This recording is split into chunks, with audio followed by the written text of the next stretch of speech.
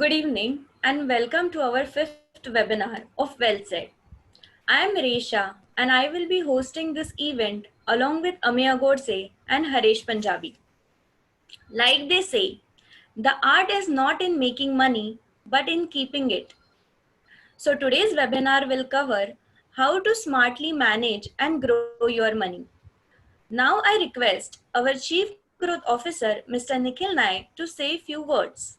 Over to you, sir. Hi, good evening, everybody. It's been a pleasure having you all.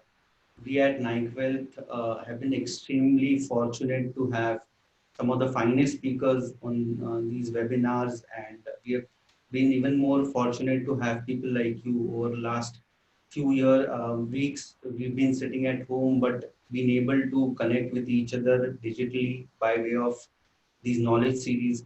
And we sincerely thank each one of you for your tremendous support. Each webinar has seen more than 500 odd attendees at all point of time. And I also thank each one of you I also thank each one of you for your support in these tough times, because the times have been very tough. My team has been we've been working relentlessly to provide service to you digitally and contactless service. It gives me immense pleasure to inform you that since the lockdown we've been able to do more than 1,000 odd transactions of people who wanted to invest their money digitally without any contact. And we've been also been able to help people where they needed money, and more than 700 odd transactions people have got money back whenever they wanted in whatever requirements they had.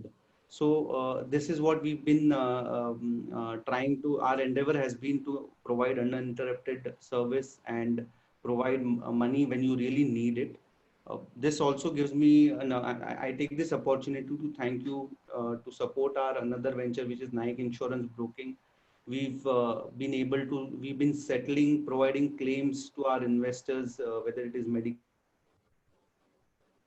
claim, whether it is car insurance, or even for that matter, cyber insurance. We almost provide one claim a day. And during the lockdown, my team has been working relentlessly to provide uninterrupted service on the claims also. So that's all from my side. I thank each one of you again for being part of these knowledge series. I also welcome my dear friend Kailash sir, uh, and I am looking forward to his session today. So over to you, Resha and Kailash sir.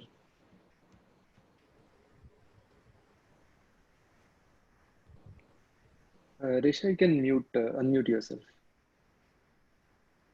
I'm so sorry. So thank you, sir. Before we start, I would like to announce that tomorrow at 6:30 p.m. we have organized a session with Rotary Club Mumbai Western Elite, and topic is your Mediclaim and COVID-19. Also, on next Saturday, that is 23rd May, we are organizing webinar with Mr. Navneet Manot on markets after lockdown. Now, I would like to introduce today's speaker, Mr. Kailash Kulkarni. He is Chief Executive Officer at L&T Mutual Fund. Mr. Kulkarni is responsible for driving the overall business growth of the asset management company. He also leads the marketing initiative for L&T Financial Services. Mr. Kulkarni took control at a time when the group was in the middle of acquiring Fidelity Investments. He has over 25 years of experience and was associated with Kotak Mutual Fund, MetLife India Insurance. He is a member of SEBI Mutual Fund Advisory Committee and was on the board of AMFI. In the past, he had also headed the Financial Literacy Committee for AMFI. So let's hear from Mr. Kailash Kulkarni. Over to you, sir. Thank you, Resha. Thank you, Nikhil. Thank you, Ameya, and the team at Nike Wealth. Firstly, congratulations to all of you for 30 years of uninterrupted service to your clients. And I'm sure that all your clients are a very, very happy lot, despite this near-term speed breakers that we have had. but it's been great being associated with you. I have known Nikhil for a very, very long time, and I've seen the way the business is run, very client-centric, focused approach in terms of goal-oriented approach that is there. So compliments to you on the 30 years once again. Uh, Before we really begin this talk, and I'm going to cover some basics of financial investment or what we need to do in terms of investing, and then talk about what should we do specifically because of the COVID-19 times. I thought let's just start by some involvement with each other, and that involvement is related to me asking a few questions, and we'll take a poll because I think it's important just to get the mood of the house. So would request all of you, we'll show one question for around 15 seconds. Would request you to please answer the queries before I then start my conversation. So can we have the first question? Yeah, I'll just start off with the first question. Thank you, sir. Just the first question is coming on your screen. So the first question is, while filing the contact details in our investment and physical assets, we should add either official email ID or personal email ID. So please do vote by clicking the So button. we have already got, sir, 35% people voting on this. We are just waiting for a few more to do it. Then I'll launch the poll for everybody.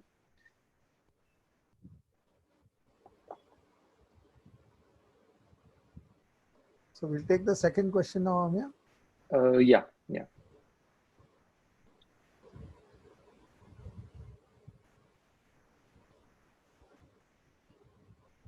So the next question is it always advisable to have a common email address and phone number for all future communication? True or false? So should you have multiple or should you have a common email ID? That's the whole idea. Yeah, so we have already 50% people who have already voted.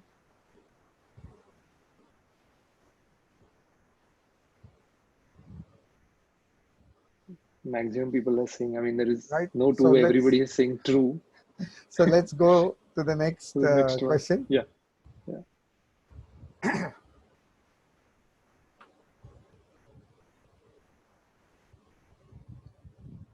So the next question is, we should always add the nominee details in all our financial and physical assets. I think so. It is unanimously true, sir, for everywhere.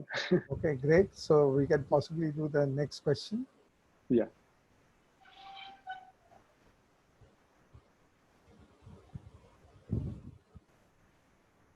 Next question is, should I be worried about the ongoing market volatility if my financial goals are from a long-term perspective? And maybe in this we can see the score because this will be very interesting. Right. As of now, 75% have people voted. Yeah, so I'll just wait for a few more seconds. Possibly we can show the answer now. Yeah. So it is 77% no, which is amazing, and 23% yes. Great. So, and we'll have the last question. Yeah.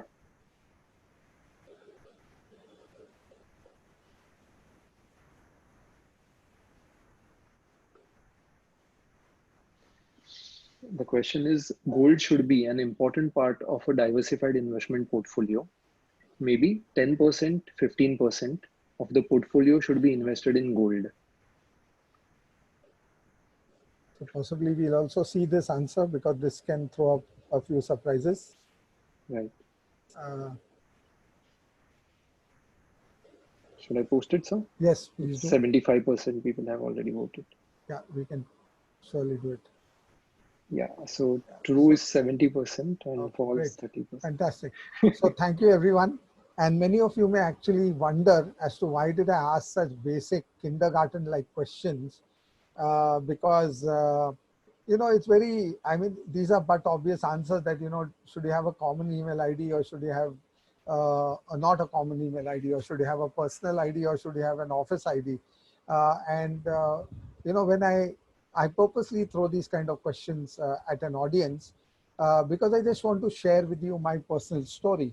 I've been investing for at least 23 out of the 25 years since I've been working in a regular manner. Before that, I used to do some ad hoc stuff.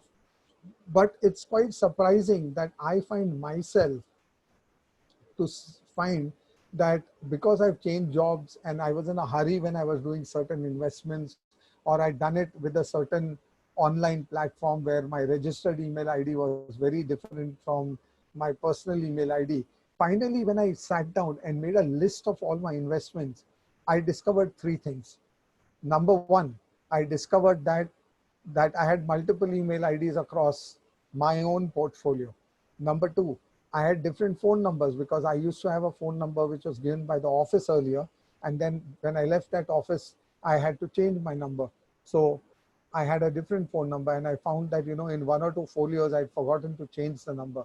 And number three, very important, because recently again, I had to do one transaction where I had to open a Demat account with one particular finance company on account of my ESOP related thing. And in the hurry of completing the paperwork, I had actually forgotten to write the nominee details.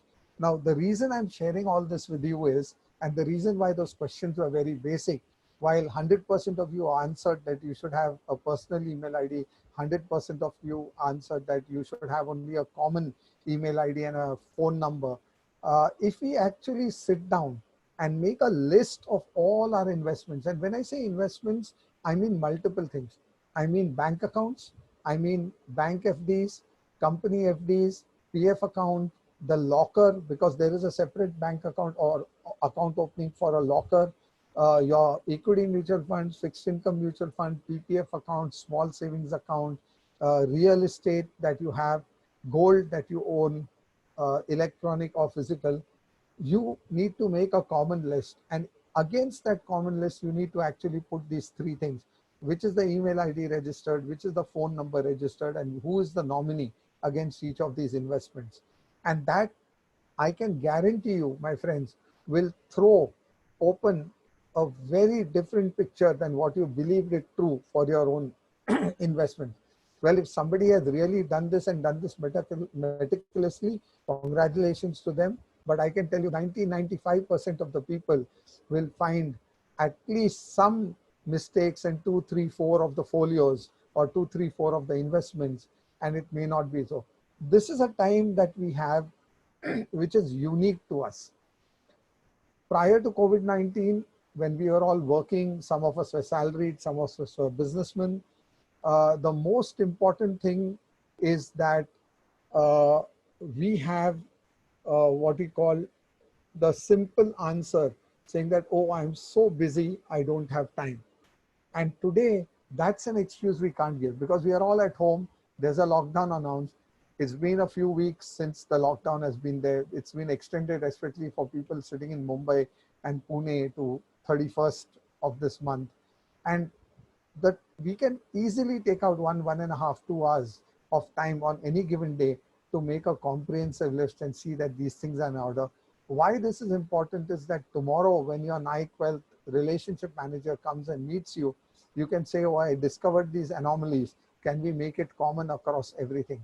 Although there are things like common account statements, or there are NSDL and CDSL common portfolios which give us all this information, I can share with you that we do find these anomalies in our own portfolios. I've had it in my own portfolio over the last 4 years, where despite having cleaned up my entire set of portfolio, I found 2 places where there was no nominee and 1 place where there was an old mobile number. So it's just a request to all of you, utilize this time in COVID-19 to ensure that you get your hygiene perfect. What happens when you get the hygiene perfect is you get a comprehensive picture of your investment. So how much is invested in debt, how much in equity, how much in gold, how much in real estate. I'm staying in an apartment complex like many of us in Mumbai are. And each apartment complex also has a nomination facility. Although many of us buy apartments in the name of husband and wife, or father and son, and similarly in combined combination, but many a time, many of us have bought name in only one name. And do we have a nomination facility? or earlier we had a nomination facility, tomorrow you want to change the nomination. So just get the house in order, which really helps everyone and also helps the advisors give you better advice because they are able to see one comprehensive picture basis which we can do the portfolio allocation as we go ahead. I think that is something which I strongly recommend, and I'm sure that all of you would take some time out to work on this along with your relationship manager from NICWealth. So let's look at COVID-19 and what are some of the questions really hitting us from a point of view of, oh, I recently started investing or I've been investing for a long term. I have a goal-oriented approach. What should I do with my goals? Should I divest money from equity because, you know, I don't know when this whole scare will end and are the markets going to recover? Uh, I think we have seen many, many crises. In 1997, there was an Asian flu. There was an NBFC crisis in India. In 2000, there was a whole tech bubble. In 2008, a financial bubble. And then now we have this COVID-19. What we have really seen in the entire process is that so long as we are goal oriented, so long as the goals are long term in nature, uh, staying put in the market is the best thing to do. आप अगर डटे रहेंगे तो आपको उसका फायदा रहेगा. There is a very common sense saying in this market कि the market has given returns. It is very unfortunate कि काफी कस्टमर ने वो रिटर्न देखा नहीं है. Because market तो चले चले आ रहा है. Market at a Sensex level has given a 14% return over the last 30-40 years. But how many people in their own portfolio have seen a 14% plus return? And that is very, very minuscule. And the reason is greed and fear. Fear takes over. We shift money to what we call safe havens and lose out on possibly when the markets recover, we lose out on the compounding that we get. So the near term, I know a lot of clients who took out money in March because the markets corrected 20-25%, and there was a big fear of what is going to happen. And then the Sensex rebounded by 15% in the month of April. 15%. Even if you had asked me, and I'm generally an optimist, even if you had asked me, is it possible that the Sensex will rebound? I myself, in my projections, had said it will not recover more than 5%. So you can go that horribly wrong, and markets behave in their own fashion. On a given day, some news can take the markets up 2-3%, or some other news can take the markets down 2-3%. And here we are talking of not in a month, but on any given single day. So market में डटा रहना ये सबसे अच्छा बात है. However, if your goal is short-term oriented in nature, it was meant to be fulfilled in 6 months, 9 months. Obviously, your asset class would have been very, very different. It wouldn't have been equity. One just have to reassess, is that fine or not okay? So I think that is the basic rules that we talk about. But I'm going to give some examples out here which could be helpful to you. The reason I like examples, and these are true to life examples, is because what we have seen is that this greed and fear cycle which is there, it over dominates rational thinking. So even if I as a client have sat with a wealth planner from NICWealth and I have agreed on certain things, because of external environment, because the neighbors talk so much, the TV is talking something very, very negative, whatever we are reading on WhatsApp University ideally should be avoided. But if we are reading it, it is making us scared. We don't know how to react to that. And the best thing to do in such times is that let me play it safe. Let me go into Government of India bonds, or let me get into savings bank account.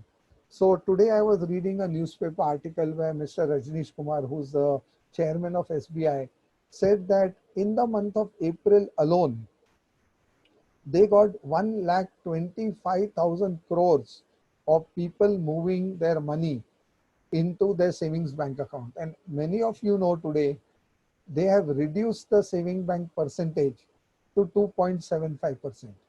So just imagine there are other very good banks which are still paying you 3, 3.5%, 4% or 5%. But clearly the fear psychosis is so much that last April, this was 11,000 crores they had got.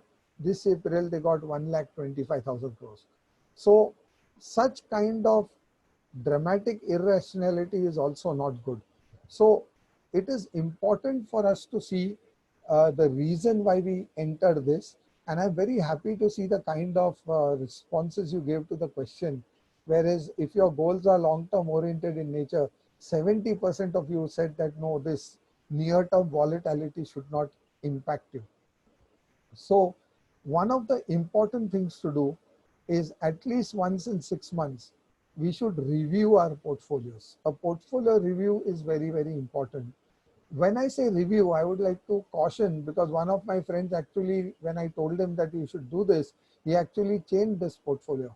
And I said, boss, I never told you to change the portfolio. I told you to review the portfolio, and basis the review, basis the goals, you may want to tweak the portfolio a little bit. That is, you may want to change one or investment avenue that you had invested in. So clearly running away from such crisis-like situation is not the right answer. My second request or second thing that I wanted to share with you, and again, this is something which I just said about 2 minutes back, that the Sensex has given a return of 14% over a long period of time. And somehow, while this slide is very good to show that 14% over 30, 40 years CAGR, it makes a lot of money, I don't like this data. And there is a reason I don't like this data. When Sensex was 14% or giving a return of 14%, what we call as tax-free or government of India or risk-free return we were getting in India was anything between 9, 10, 11 and 12% depending on when you had invested in the past. So you actually had government of India bonds which are like 8, 9, 10% tax-free bond, which is what you call a risk-free return. And if the market gave you 40 to 50% more than your risk-free return, it's a good return to get post the risk of or the risk that you're taking. So that 50% and hence the Sensex giving you 14% on a long-term basis is nice to have. However, if we take the risk-free return today, it's in the between 6 and 7%. So let's just assume it's around 6.5% or so. And let's look at it from that perspective. 6.5%, you add 50% higher return, you're talking of theoretically around 3.5. So 10, 11% return going forward is a good risk-free return to have. Does that mean that equities will only give you that much? No, the answer is no. You'll still have certain years where equities will give you better returns than this 10, 11%. And it's important to consider that higher return. Suppose you still end up getting 13 or 14%, that higher 2-3% should be treated like a bonus in that year and not something that you should expect. Because always the risk that you're taking, you should get commensurate return. And if your current risk-free return is between 6 and 7%, you should look at a 10, 11% kind of return on the equity markets. And anything above that is something that you would treat as a bonus. So that's the second thing which we advise our customers. The third thing that a lot of customers ask us, I should put two together. One question is, I had invested in small and mid-cap funds. Should I exit from these funds completely because they have not done well? And the second question is regarding SIPs. My SIP returns for the last couple of years are actually very bad. Some of them are in the negative. So should I stop my SIP right now? And let me try and answer both these queries which are there. Number one, if you are invested in the small and mid-cap space, there were a reason you went into the small and mid-cap space. The reason was a small and mid-cap space typically tends to give a higher return as compared to the large cap space over a long period of time. And we have seen this in 2016, 2017, where the trailing 3-year returns used to be as high as 30, 40% CAGR. But when it goes down, because small and mid cap funds obviously are more volatile than large cap funds. So clearly you have seen the negative. So today, if you have taken the pain level already, and you have already taken the loss which is there in the portfolio, and you're still holding on to small and mid cap fund, I think today is not a time to get afraid and exit. All one will have to do is look at which small and mid cap funds are there, and that's typically what an advisor or a planner does, and tells you to stay focused, because over the next 3-5 years, as the economy improves, you will see these funds again start to gain flavor. Yes, if you want to invest new money today, I think it would be advisable to put it more into large cap oriented funds or index funds. Certain portion can be what we call passive funds also, but you should be looking at active fund management and large cap oriented if you want to invest the new money today, with very clear understanding. Only if you are willing to take a higher risk, you should get into the small and mid cap category, because for the next 1 year, thanks to COVID-19, I think how this will play out will mean that the volatility in the index and the volatility in the stocks will be of an extremely high order. And that's why we don't see 200-300 point gains and losses. We see 2%, 3%, 4% markets going up and markets going down on a single day. And we have seen many such days in the recent past. So we believe that the markets will continue to be volatile. We believe that the pre-COVID era, the stocks which have given the best returns may not necessarily be the stocks which will give the best returns in the post-COVID era, because how each company manages the post-COVID-19 transition will have to be looked at. Today, they are great companies, great management, very less debt on the book, but they will still have to change the way they function in a post-COVID era. Just to give you an example, if let's take NBFC, because that's my parent is in the NBFC sector, and we are a strong conglomerate, which is L&T. Finally, at the end of the day, if we have given loans right down to the village level, our ability to go and collect those loans will determine how successful I am or not. So clearly, with the lockdown, it's next to impossible to go and collect the loans in the current environment. But as the lockdown gets over, our ability to go down and start getting back to the 99% level of efficiency, and like us, there'll be many companies, will have to be seen, noted, before you can say, okay, this company has managed the post-COVID-19 transition very well, and these companies have not been able to manage it very well. So the players will change, the dynamics will change, the business environment will change, technology will be put to good use like we are doing today. Earlier, these meets used to be held in hotels, but today we do this so comfortably on web platforms wherein we can address 200, 300, 500 people at any given point in time. So it's important to stay put. You have taken the pain, but you need to stay put in equity. And when you do asset allocation, if your risk appetite is to take 60%, 65, 70% in equity, you should continue to maintain that asset allocation, which means अगर आपका इस crash के वजह से equity component अभी 50% पे आया है और आपका एसेट एलोकेशन में 70% होना चाहिए था, you should actually start allocating more money to equity and less to debt. So that is a very important thumb rule. One of the things in that is SIPs. I think SIPs play a huge part in terms of our accumulation for long-term goals and our accumulation especially for goals like retirement goals. And stopping an SIP today is only going to hurt you in the long run in ensuring your goals actually go further out and don't come nearby. So for SIPs, unless you are in a business and unless your income is hurt so badly and the savings that you have done is not enough to take care of your continuance of your SIP, it is only then we suggest that you don't stop SIPs, you pause SIPs. Otherwise, if you have been with Nike Wealth Planners, I'm pretty confident that you must have already developed a kitty. So you don't need to really pause or stop SIPs over the next 2-3 months. But you should continue the SIP. Possibly this is a time wherein you can even increase the amount that you are putting in your SIP. My logic of SIP is a little different. So let me try and explain that logic.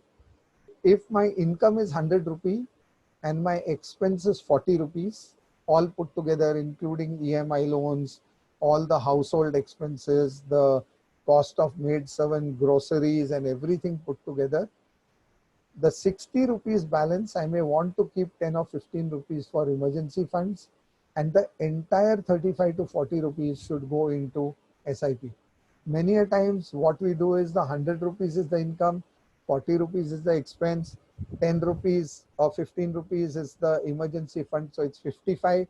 So what is left is 45 rupees, and we only put 20 rupees as SIP. We don't put 45 rupees as SIP. The balance is actually not earning any value by sitting in a savings bank account earning you 3% or 3.5% or 275 if you are with SBI.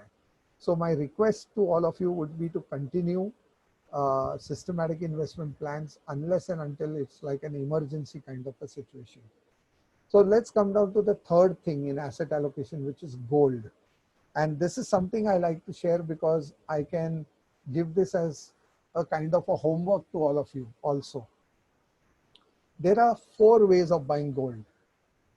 Number 1, you go to your goldsmith, local goldsmith, जहाँ से आप अपने गहने खरीदते हो, आप उनके पास जाना और जब गहने खरीदते हो तो बोलो 10 ग्राम का कॉइन या 50 ग्राम का बार जो होता है, why don't you tell me the price of it?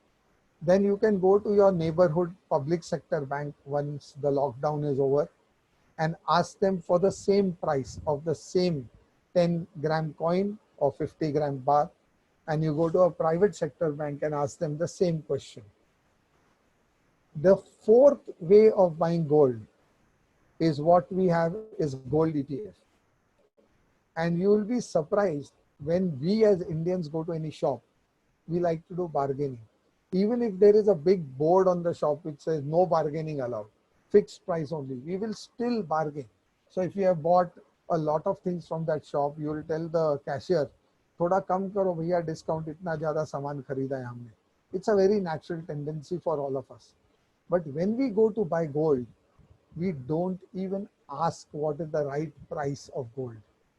A gold ETF is giving you wholesale price of gold on the London Metal Exchange at a retail level, which means that the price differential what you will get for a 10 gram or a 50 gram gold if you buy to a gold ETF versus where you buy through the shop or the banks that I mentioned, the difference can be that a gold ETF can be lower by 3 to 5, 6, 7%.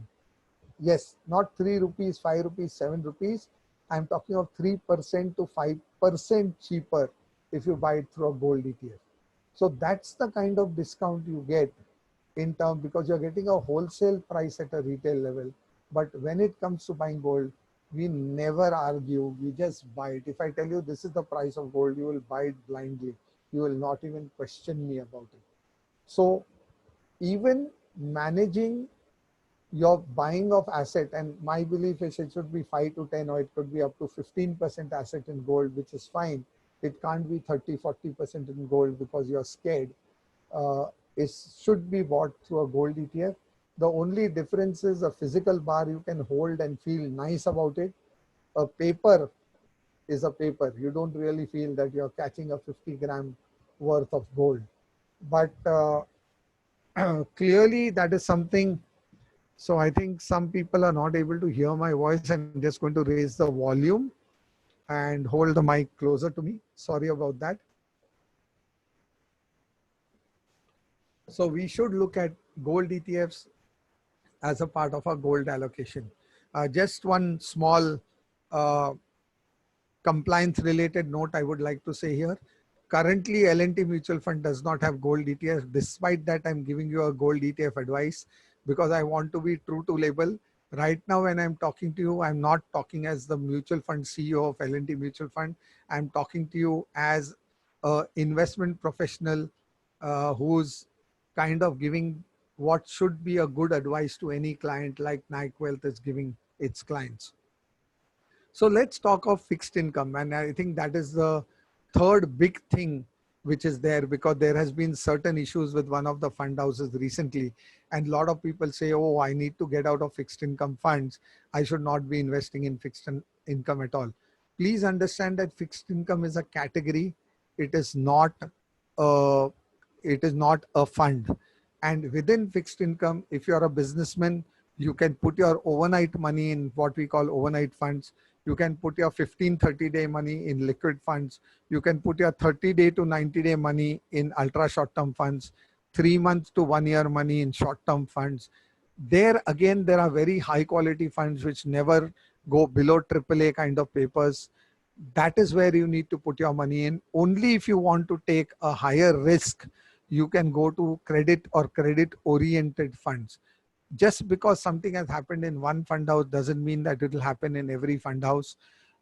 Please understand that over periods of time, even during high stress, we have seen that our ability to repay the money has been fantastic. In debt funds, it's T+1, and in equity funds, it's T+3. We have never defaulted on these obligations. So debt is not a bad word. Fixed income is not a bad word at all. You should continue to have some amount of money depending on your tenure in the various categories of fixed income funds. The last thing I would like to share before really opening up or going back to Nike Wealth so that we can have a Q&A out here is that while we are doing the holistic approach of seeing where we can put in our money and where we should not, or trying to avoid putting in our money, I truly believe in the future of India.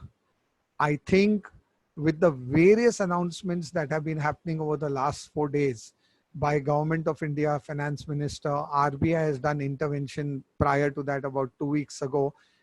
RBI intervened towards the end of March also to help the liquidity in the system.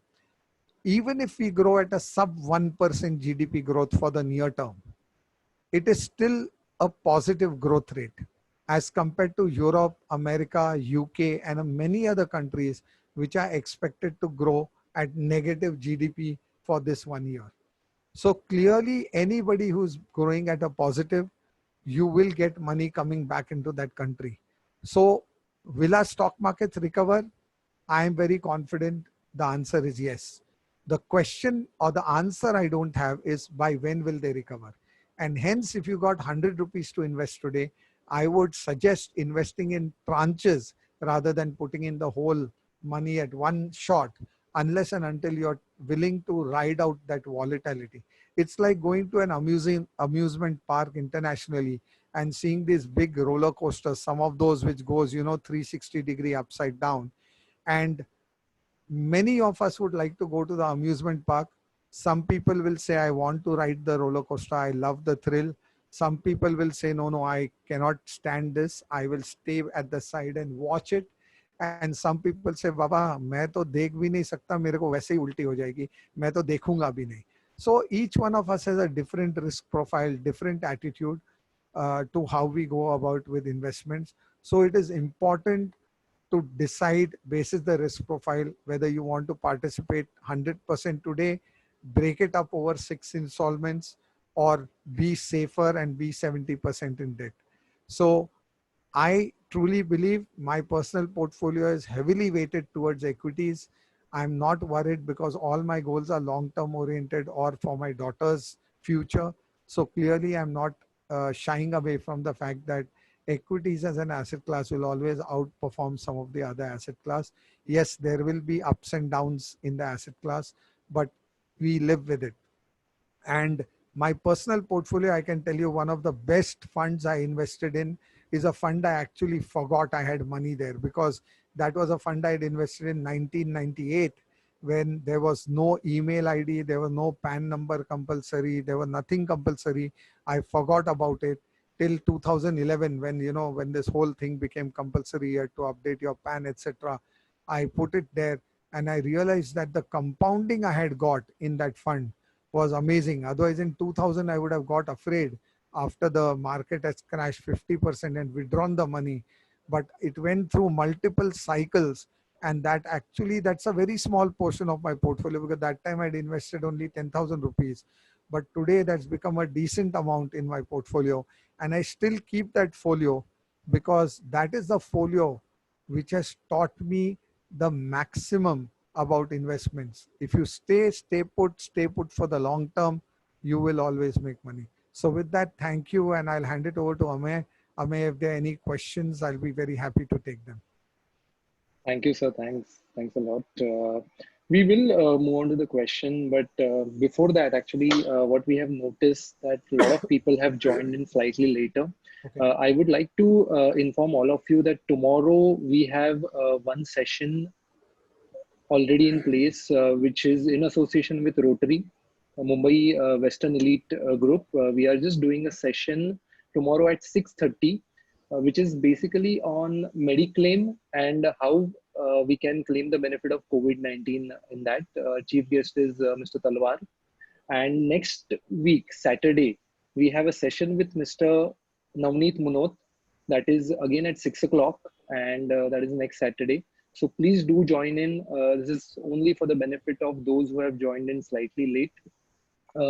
Sir, before we move on, actually, I would like to tell all the clients that, like Nikhil sir was talking about, we doing a lot of transaction in this lockdown also. And I would like to tell you that we have our own app, which is available on iOS as well as available on Play Store. You can actually track your portfolio on that. You can actually see the insurance which you have taken. You can track your SIPs. You can do your goal tracking.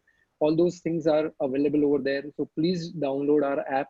And if you need any help from us, please do get in touch with this. So without wasting any further time, I'll actually move on to the questions. I'm just going to ask myself a question and give an answer. Okay. Before that. Sure. Because this is a point that unfortunately I forgot to cover. So apologies for that. But so I'm going to ask that question. I mean, everybody is talking of COVID-19. Okay, everyone. Okay, you switch on the TV, COVID-19. WhatsApp, COVID-19. Listen to news, COVID-19.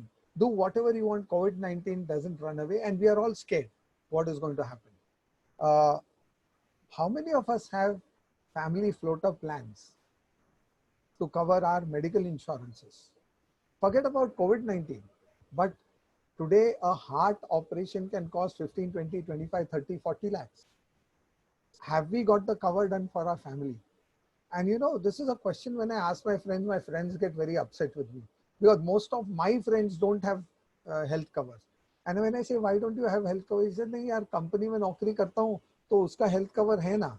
तो ऐसे ठीक है यार, company नौकरी छोड़ेगा, दूसरी company join करेगा, बीच में कुछ हो गया तो यार ये तो सोचा नहीं था. So I am saying that you all also do insurance. I think you all should ensure that everyone has large medical insurance covers, and you should also have enough and more of term life insurance, which is enough to term life insurance to ensure that you not only cover all your liabilities, all your loans, but also that khuda na khasta kuch ho jaye, then enough money is there with the family to continue with the same lifestyle. So I think these two are an integral part of proper financial planning. A good medical cover and a good, very big term insurance. So that was the thing. Sorry. No, so thank you. Thanks a ton. And actually, you have covered a lot of questions. So let me tell you, for the benefit of all the participants, that we had asked all our participants to post their questions during the registration itself. Currently, we have more than 254 people joined on this webinar, and we got more than 70 questions. And considering the limited time what we have, I have actually shortlisted very few questions. But I'll cover those questions one by one. So let me start off with the first question. So. Yes, sure. Yeah. So the first question is from Mr. Avinash Harde. He's saying that as a retired person, where to invest my retirement corpus? Probably what he means is that in today's condition, where should I invest it? So it's a little difficult for me to answer that question because I don't have any background in terms of what are his other savings, etc. But typically, if you're a retired person and you are not having a pension, you need to get into some kind of a more safe kind of a portfolio, which means your asset allocation can look more skewed towards fixed income rather than equity. However, if you have saved a lot of money through the years and you don't have any future commitments like any all children are married, you have a house which is not having a loan and things like that, you can even today take a higher allocation to equity because possibly that will help you in the years to come in terms of giving you a higher return. But unless and until I don't get a comprehensive look at the portfolio, I think I will do injustice in answering this question fully. But yes, the thumb rule says that older you are, more money should be in fixed income. Younger you are, less money should be in fixed income. And really depending then on each person's individual savings and portfolio which they have built and the liabilities which they have and the future commitments which they have, you can tweak the allocation between the two.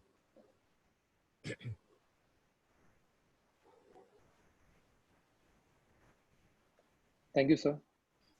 So should I move on to the next question? Sure. Yeah. So the second question is from Mr. Harshad Shirvaikar. He's saying that today, suppose I have funds to invest. Is it advisable to buy mutual funds or complete my annual PPF and NPS commitments? So from a mutual fund person, this is going to sound a little strange, but you should do your PPF requirements for sure. I think it's a Government of India guaranteed kind of a safe, secure, although the interest rates have come down in PPF. I think you should, some portion of your money always should go into PPF. And I keep advising people that this is long-term money, so you should put your money. The balance is the money that you need to invest in mutual funds and invest, again, like I said, basis your risk profile. But if you're putting in a large money in what is traditionally fixed income, you should look at more of equity funds for the long term. Because when you look at PPF, you're looking at a 15-year plus 5-year plus 5-year extension. So if you're willing to give commitments of 20, 25 year for PPF, then all the more reason you should be 100% committed to putting that equity portion of your, the portion of your money only into equity mutual funds and not really taking in more safety from a fixed income side. I hope I've been able to answer that question. So I'll just move on to the next question. Yeah. I know you've spoken a lot about gold, but there is one question about gold which is slightly different. It is coming from Mr. Sachin Shivalkar. He's saying that what portion of investment should be allocated to gold in present condition? So I don't go by present conditions. I believe at any given time in the portfolio, I like to have 5 to 10, but people are there to say 5 to 15% of your portfolio should be in gold. So really speaking, today the gold has gone from 30,000 to 50,000 nearly. And obviously, if you held gold, the weightage on the entire portfolio, your gold actually will be more towards the higher percentage than the lower. There's no point in adding more gold.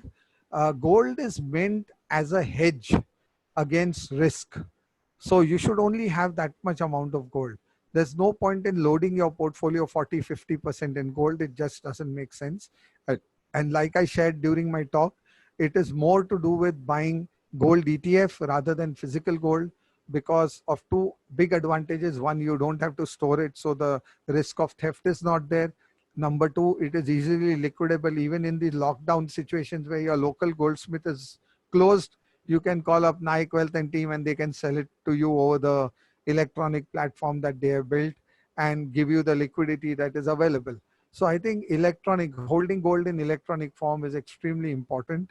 But we should not be looking at, because today there is more risk, we should have more gold. You should have only that much gold that should be there as a part of asset allocation. So continuing with the same thing, one of our investor, Mr. Sumit Gurka, has asked the question that he's saying that are gold ETF backed by actual physical gold, and is there any risk of ETFs going burst if we Uh, looked out on the investment? No, I think it's a very good question. So, as per SEBI laws, and you know that SEBI is possibly one of the strictest regulators in the world today, every rupee of gold which we buy, it has to be accompanied by physical gold which is kept in a vault. So, this is designed by law and this is monitored and it is audited. So there is absolutely no risk. Every rupee of gold, there is a physical gold available in the vault which is there. Great, sir. So I'll just move on to the next one. Now, you spoke about the recent government package, but this question is from Mr. Siddesh Bandekar, and he's asking that is it really going to help the small cap firms, the government package which government is announcing? Uh, the answer very clearly is, should it help all the SMEs, MSMEs? The answer very clearly is yes. I think the government is doing whatever it can given the fiscal resources that we have to try and help the economy. I think what we need to really see is how this will get translated to the last mile. I think we have had challenges in terms of implementation of many schemes in the past. The bank managers don't really uh, transfer this very easily.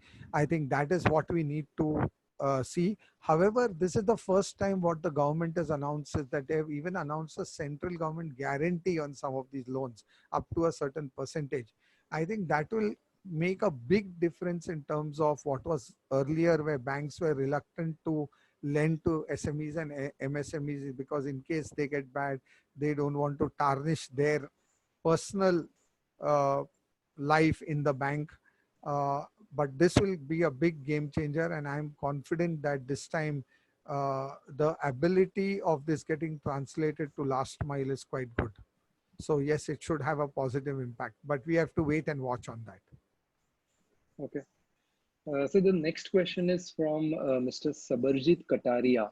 It's a bit of a tricky question. He's saying, and I'm sure that this question must be in the minds of many of our investors, that if my goal would be maturing or probably getting matured in 2020, where do I stand? And what is the opinion if the SWP has been put in place for that goal to actually start withdrawing the money? What should I do? Whether to take out money or not, or how should I plan? So I think if the goal was to mature in 2000 or to happen in 2020 and it was done about 2010 or 2015, you'd still have decent amount of money which you would have accumulated because and hence you can start doing the SWP. But yes, sometimes when we have this kind of a crisis and the market corrects very dramatically, which is beyond unforeseen circumstances, beyond what anybody could have imagined, sometimes the near term goals may have to be postponed by a few months or a year or two, simply because of this kind of a crisis. And hence one will have to really assess. Maybe at times you may need to add some money to ensure that you need to achieve the goals. But if your goal was to have matured in 2020 and you have got a decent kitty, there is no problem in terms of doing an SWP. But yes, don't withdraw the entire thing lump sum. That will not be a smart idea. Right. So the next question is from Mrs. Neelam Srivastav. Her question is it possible that Sensex spikes, but my MF portfolio stays dip? I think that's a brilliant question. Okay, because this is actually what happened in the last 18 months. So if you leave aside these 3 months and you go back to middle 2018, mid of 2018 to end of 2019, the Sensex zoomed actually. But what led to the rise in the Sensex was 12 stocks. 12 stocks gave a return of 25% to 30% plus. In a Sensex, there are 13, Nifty, there are 50 stocks. the balance 37, 38 stocks actually gave negative returns of 20% to 30%. So while the overall Sensex went up, the broad market did not rally. And if you look at any mutual fund portfolio, it's built on a broad market. So what you actually saw that most mutual funds, most schemes underperformed the benchmark index for the from mid of 2018 to end of 2019. Most of the schemes, I can tell you majority of the schemes did that. So there will be, but these have been, I can tell you in my 25 years in this industry, this is the first time we have seen such a large divergence. In fact, I'd like to share with you, in a index which is as broad as 100 stocks, there were 17 or 18 stocks which gave a positive return and 83 stocks gave a negative return. So you can well imagine this kind of divergence had never ever been seen in the last 25 years that I've been in the market. So it can happen that your mutual fund uh, NAV is down, but the market is up. However, in this year, 2020, a lot of this has got corrected because this time the fall has been more diverse between Jan and March. And in the April, the market rally has also been a little more broad based. So suddenly, you know, the picture has changed again to how it used to be. So yes, these things can happen. But like I said, you shouldn't be overly worried about it. Right, so thank you. Sir, now, as you said that you are still talking from the industry point of view, but we have got one question from Mr. Vaman Dabholkar. He is asking that would like to know the future of L&T Mutual Fund and like emerging funds, India Value and hybrid funds. So can you throw some light on these funds? Yeah, so thank you, because I was a little worried that nobody asked me questions about my fund. I will be a little worried. And yes, these three funds haven't done very well, unfortunately, in the last. And let me give you three reasons why they have not really done well. Like I said, we were always a diversified player. So we had money invested across multiple stocks. And from middle of 18 to late 19, we saw, like I said, just the 10 or 12 or 15 stocks really perform. And many of the stocks which actually performed, and let me take a few names in that. Bajaj Finance was one of the rock star performers during that time. Reliance Industries was a rock star performer during that time. Kotak Bank, HDFC Bank, HDFC Limited, Avenue Supermart was a super duper performer during that time. Many of these stocks were trading at really, really high valuations, which means if you want to go very fundamental and technical, and actually I hate making my talk with customers very fundamental or technical because I believe it doesn't help anybody. But if you really want to go very fundamental or technical, I should not be buying those kind of stocks in my portfolio because they are very, very costly. And I would rather buy companies which are very good, but they have been beaten down and they're still very strong and good companies. And we chose the latter. Unfortunately, it didn't work for us because the really high value companies became costlier. So although everybody said Avenue Supermart is too costly, it still grew 50%, which made it still more costly, and we did not enter those kind of stocks. So we are absent from those kind of stocks. However, the reason I'm pretty confident of my fund manager's abilities to bounce back is we are always true to label. We don't change our stance based on the situation. Every product of ours is unique in nature. So to give you an example of the value fund, because you asked a question on the value fund, it was impossible for me to buy these kind of companies in my value fund because they were just too very costly. And then it is not a value company, it's a growth company. However, the correction between Jan and March helped me get many of these companies came into the value zone, and we were able to quickly exit some companies and enter some companies or increase a share in some of these very, very good quality companies. So if you look at a Kotak Bank or if you look at a HDFC Bank, our share has actually gone up in our portfolio. And if you look at the near-term performance, and actually you should never look at a near-term performance, but if I was in quartile 3 or quartile 4, which means in the bottom half as compared to my competitors, in these last 3 months, majority of my funds are now in the top half. So that's a simple thing. This is across hybrid equity. This is across value fund. In emerging business fund, unfortunately, the small cap index itself has not recovered. And this was one of the darling funds because this fund gave the highest returns when the markets were up. But like I said during my talk, you have taken the pain already.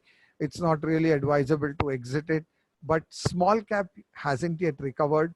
I think small cap will take some time to recover given the COVID-19 situation. But hopefully if the money that we are talking about that the government wants to put in the hands of the MSME and the SME, I think that will hopefully revive the small cap and mid cap sector also.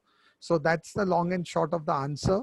Not a great performance in the last 18-24 months, but very important that we are stuck to our conviction and stuck to our philosophy.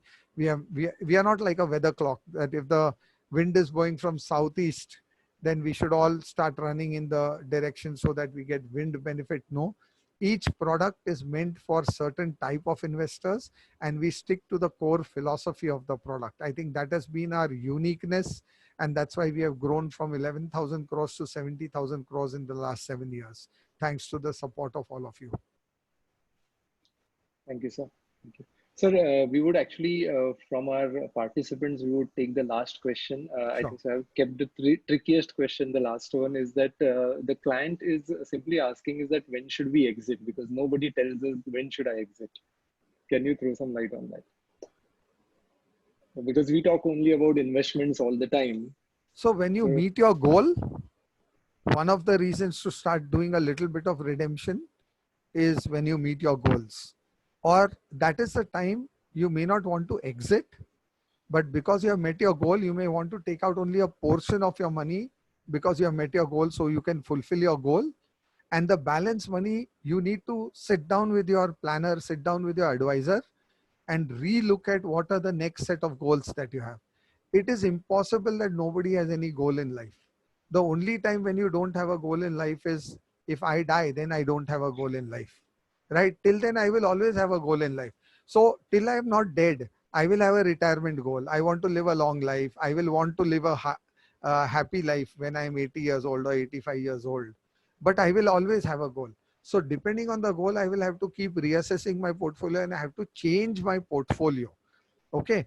Number one. Number two, I sincerely hope this person who has asked this question does not have one goal, because all of us should have 4 or 5 goals in life, right? I cannot say, oh, I want to buy the house and that's my only goal. I have a daughter. What's going to happen for her future? I am going to retire at some point in time. How am I going to live my life? I love to travel. I want to see another 30 countries in the world. What's going to happen to that goal in my life? You know, when I go abroad, I see all these US citizens who are 70, 80 years old, you know, traveling all over the world.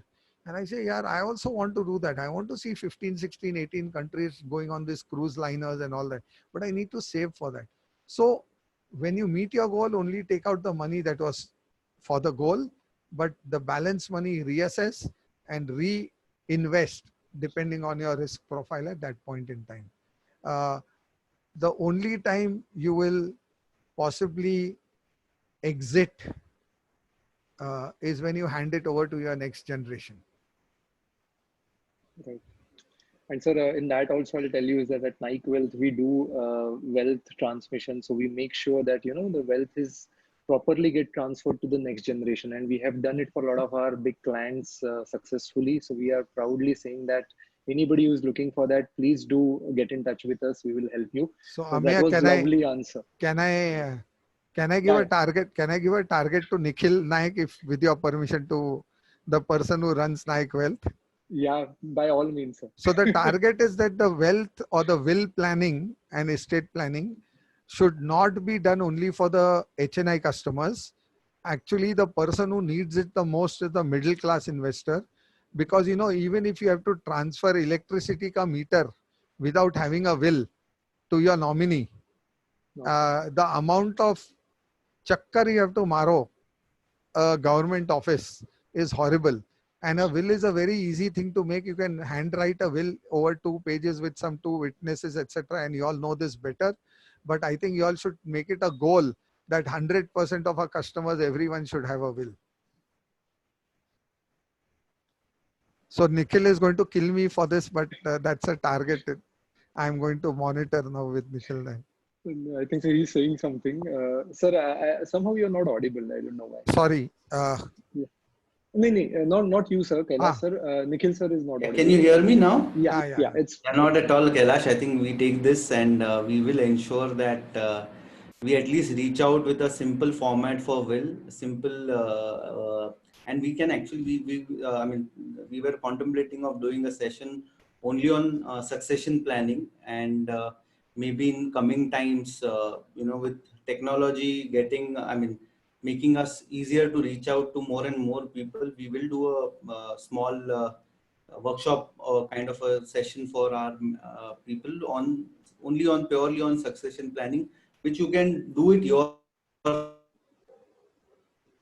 Like you said, a simple basic things can actually help people to transmit their and in fact, Kailash and I were part of a SEBI committee in mutual funds on ease of investments and ease of investments.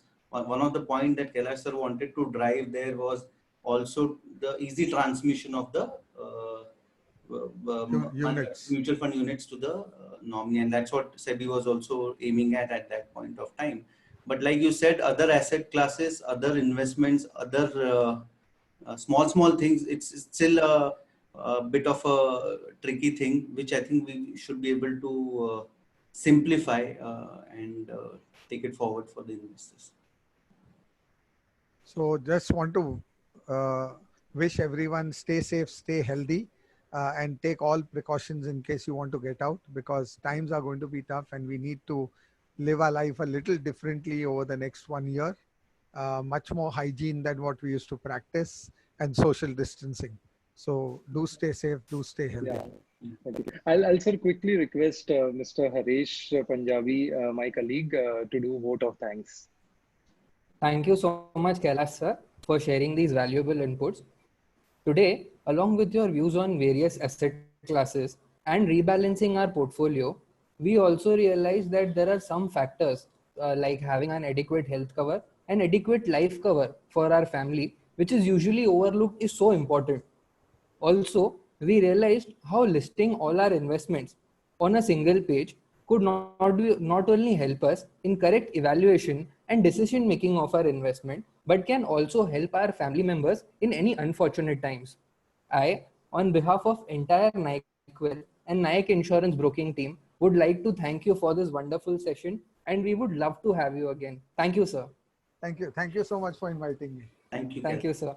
So lastly, I would like to thank everyone for joining us on this session and constantly motivating our team to do better every time.